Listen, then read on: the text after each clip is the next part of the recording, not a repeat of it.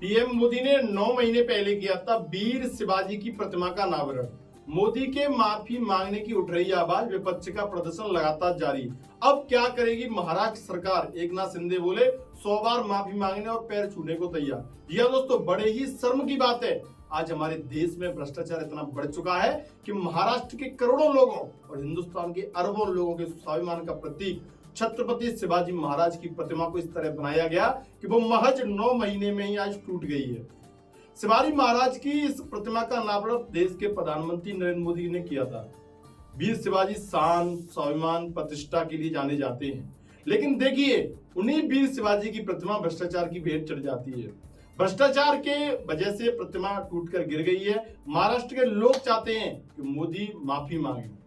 हम आपको इस रिपोर्ट में वीर शिवाजी की प्रतिमा टूटने की वजह, उसकी लागत और विपक्ष के हंगामे के पीछे की पूरी कहानी तो बताएंगे ही, लेकिन उससे पहले आप हमें कमेंट करके बता दीजिए कि क्या पीएम मोदी को इसके लिए माफी मांगनी चाहिए। अपना जवाब हमारे कमेंट बॉक्स में जरूर लिखें। बता दें कि महाराष्ट्र के सिंधुदुर्ग में छत्रपति शिवाजी महाराज की प्रतिमा गिरने पर एकनाथ शिंदे की सरकार विपक्ष के निशाने पर है। इस बीच सरकार में शामिल अजित पवार की पार्टी एनसीपी ने इसके खिलाफ मौन प्रदर्शन किया है। एनसीपी ने जिम्मेदार लोगों के खिलाफ कार्रवाई की मांग की है। शिवाजी की मूर्ति ढहने पर दबाव में एकनाथ शिंदे बोले 100 बार पैर छूने और माफी मांगने के लिए मैं तैयार हूं। छत्रपति शिवाजी महाराज की प्रतिमा ढहने की घटना को लेकर महाराष्ट्र के मुख्यमंत्री एकनाथ शिंदे लगातार आलोचनाओं में घिरे हुए हैं। विपक्ष के लगातार बढ़ते दबाव के बीच महाराष्ट्र के मुख्यमंत्री एकनाथ शिंदे ने कहा कि यदि जरूरत पड़ी तो वह इस पराक्रमी शासक के 100 बार पैर छूने और घटना के लिए माफी मांगने में संकोच नहीं करेंगे। बातचीत करते हुए शिंदे ने कहा कि विपक्ष के पास राजनीति करने के लिए अन्य मुद्दे भी हैं, लेकिन महाराष्ट्र में पूजनीय शिवाजी महाराज को इससे दूर रखा जाना चाहिए। सिंधुदुर्ग जिले में 4 दिन पहले मूर्ति गिरने की घटना के कारण गर्मा गर्मी लगातार जारी है। सरकार ने दुर्घटना के कारणों का पता लगाने के लिए एक तकनीकी समिति का गठन भी किया है।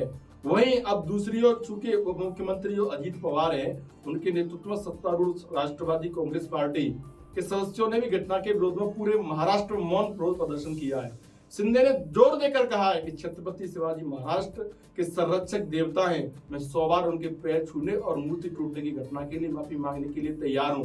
मैं माफी मांगने से पीछे नहीं हटूंगा। हमारी सरकार शिवाजी के आदर्शों को ध्यान में रखकर काम करती है। उनकी यह टिप्पणी अजित पवार द्वारा राज्य के लोगों से प्रतिमा ढहने के लिए माफी मांगने के एक दिन बाद आई है। वीर शिवाजी महाराज की जो मूर्ति टूटी है, उसे मुंबई से लगभग 480 किलोमीटर दूर तटीय जिले की मालवाड़ तहसील में स्थापित किया गया था। इस बीच शिवसेना यूबीटी प्रमुख उद्धव ठाकरे ने कहा है, महिला सुरक्षा भ्रष्टाचार से लिप्त राज्य में सरकार चल रही है।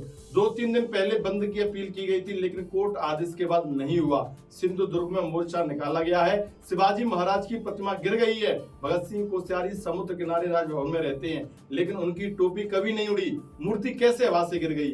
बता दें कि सिंधुदुर्ग की मालवाड़ तहसील में राजकोट किले में स्थापित छत्रपति शिवाजी महाराज की 35 फुट ऊंची प्रतिमा 26 अगस्त को गिर गई थी। इसका अनावरण करीब 9 महीने पहले प्रधानमंत्री नरेंद्र मोदी ने किया था। छत्रपति शिवाजी महाराज की प्रतिमा स्थापित करने पर 3600 करोड़ रुपए की लागत आई थी। 1 नवंबर 2018 महाराष्ट्र कैबिनेट ने प्रोजेक्ट को एडमिनिस्ट्रेटिव अप्रूवल दिया था और 3700 करोड़ रुपए के खर्च को मंजूरी दी गई थी, जिसमें साइट का सर्वेक्षण और जांच से लेकर पुलिस द्वारा सुरक्षा उपाय शामिल थे। अब चूंकि महाराष्ट्र में चुनाव आने वाले हैं, तो विपक्ष इस घटना को बड़े मुद्दे के रूप में बनाना चाहता है। यह घटना एक बड़े राजनीतिक विवाद का रूप भी ले चुकी है और विपक्षी महाविकास अघाड़ी ने इसे लेकर एकनाथ शिंदे के नेतृत्व वाली महायुति सरकार पर निशाना साधा है। गाय बगाए मूर्ति टूटने के कारणों का तो पता लग ही जाएगा, लेकिन आप मूर्ति के निर्माण हुए घोटाले को किस पैमाने पर आंकते हैं, एक बार आप मेरा हमें कमेंट करके जरूर बताएं। धन्यवाद।